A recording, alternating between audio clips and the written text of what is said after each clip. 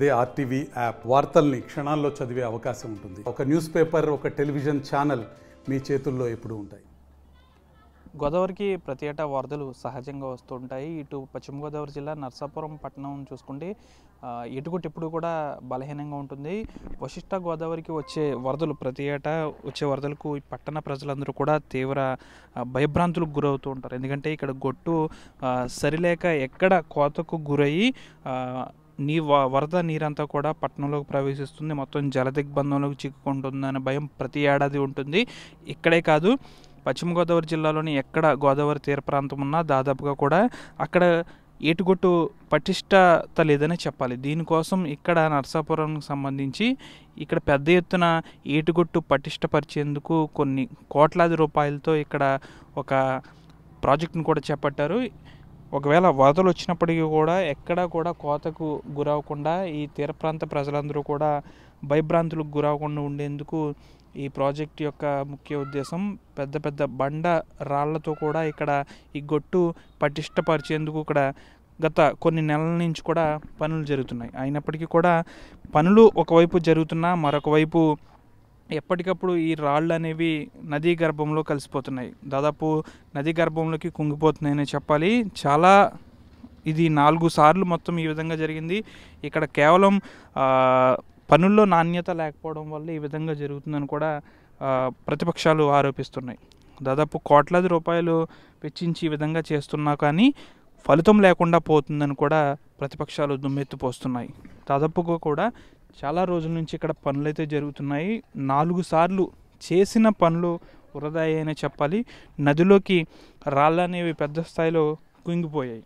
అయితే అధికారులు ఒకటే చెప్తున్నారు, కింద రాళ్ళు సర్దుకునే టైంలో ఈ విధంగా అవుతుందని కూడా వారు చెప్తున్నారు. ఏదేమైనప్పటికీ కూడా తీర ప్రాంత ప్రజలైతే తీవ్ర భయభ్రాంతులకు గురవుతున్నారు. ప్రతి ఏడా వచ్చే వరదలకు నర్సాపురం ఏటుగొట్టు సమీపంలో దాదాపుగా చాలా వరకు కూడా నష్టం వాటిల్లుతుంది, కోతకు గురవుతుంది ఇదంతా కూడా.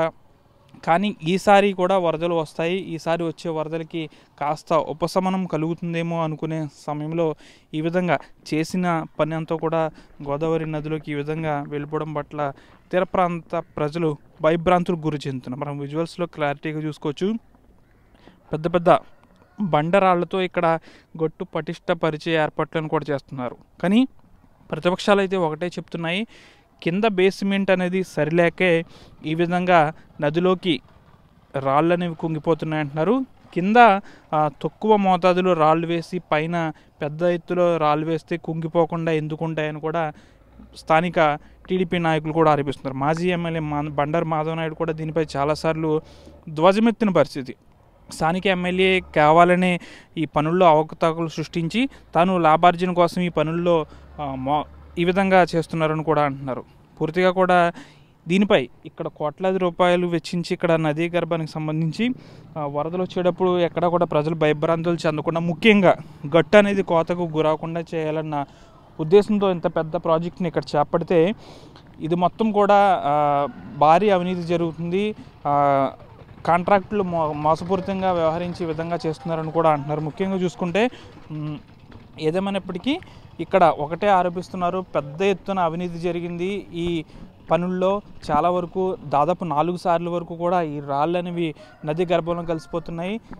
దీనికి సంబంధించి పెద్ద ఎత్తున విచారణ జరిపించాలి. రిటైర్డ్ హైకోర్టు జడ్జితో మరియు సిబిసిఐడితో ఇక్కడ పనుల్లో జరిగిన అవకతవకలతో కూడా పెద్ద ఎత్తున అవకతవకలు జరిగి దీనిపై విచారణ జరిపించాలని కూడా ప్రతిపక్షాలు దుమ్మెత్తిపోస్తున్నాయి.